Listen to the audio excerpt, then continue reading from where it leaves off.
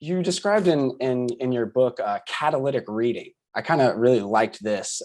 So the key, I think, is a reading that provokes a move from an observer of distant mental categories to participate in lived reality. So very interesting description you have of that. Or like what kind of I guess let's just riff on that a little bit and what you think of catalytic reading. And then is there any books now, like currently, because obviously I'm assuming we're about to talk about some of the ones in your previous thing, but what are some of the ones that are kind of catching you now?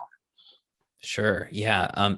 Well, I have to admit, I'm still on a Bruno Latour kick right now. Okay. I'm reading Critical Zones. I actually bought the physical book. It's a big coffee table book, Oh, which is wow. both Okay. fortunate, unfortunate, but it's a collection of different essays with Latour and other scholars. But I would say that, and it's sort of, I mean, it's hard to really introduce it exactly in Yeah, a yeah, few yeah, short sure. words, but Right. I would say Latour is one of these thinkers that really gets you looking at taking a different sideways glance on everything, including terrestrial politics and the climate crisis Yep. and Gaia hypothesis. And he's Yep. really drawing all those things together in a very generalist kind of way, just in terms of his approach. So, it's interesting. I recommend Latour to people over Wilbur these days because I think Mm-hmm. Latour's really hitting the acupuncture points in terms of Mm. really understanding what's happening politically, socially, ontologically with the climate Mm-hmm. crisis. And again, we can unpack all that. So I Mm-hmm. would say Latour for sure right Mm-hmm. now. I'm always enjoying Tim Morton's books when they're coming out. I think he's got a new one out on hyper subjects or hypo Oh, wow. subjects. Okay. Sure, So sure. that should be interesting. Mm-hmm. Um, so yeah, and you know what? To some degree, and I mentioned this in my book too. Jeff Vandermeer's fiction has been Sure. really great at just sort of engaging. And I work with my patrons with different fiction books, and we kind of Mm-hmm. engage with Mm-hmm. fictional texts to sort of get an impression of a particular philosophy. Like we can Sure. get into it, like Tim Morton's philosophy. Well, I won't necessarily introduce Tim Morton first. I'll introduce Jeff Vandermeer's fiction first. So you really get it under your skin first. And then you kind of go, okay, what's happening to me? Why is this book so weird? Or what is weird about the book? And then you can unpack it with the philosophy. But That's I interesting would you say, say that too, real quickly, because like in Jean Gebser's stuff, you always talk about art, and it's like it's yeah. almost like you need that art kind of mechanism or like inception leverage point or something, then to get them kind of interested and intrigued and stuff like that. It's very interesting. Yeah, that you mentioned Jeff Vandermeer because to give you a small anecdotal story, I was actually flying home.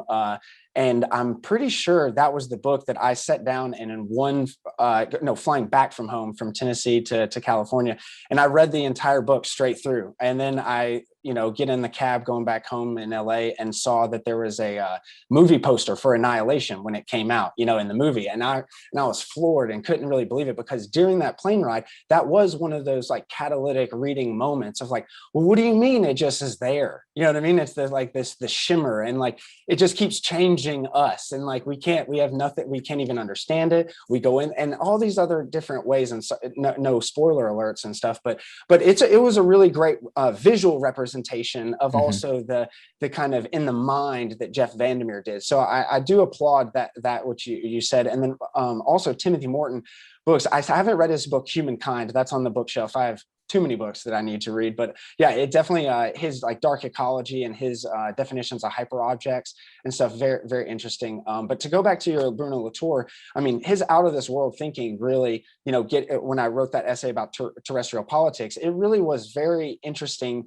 to then completely come at it from like I don't want to say a philosophical angle, but it really was like before we can even contextualize and even think in the real world about what this is, then let's think about how we went wrong or astray. And then he kind of comes up with the attractor points and stuff. And he has these, interesting ways of literary mechanisms to get you there and diagrams and stuff. And that was, like you said, a completely kind of light bulb change moment. And then the same thing with Graham Harman's book, Object Oriented Ontology, that completely, changed my perspective on everything, not just like in terms of the kind of new age philosophical thing that everything is conscious and everything like that, but in the sense of like everything has like an innate thing inside of itself, and an interesting definition, and like going off of Hegel and all these other things. And so for me, those two books specifically, definitely, other than maybe some personal books like Alan Watts and those kind of coming of age books,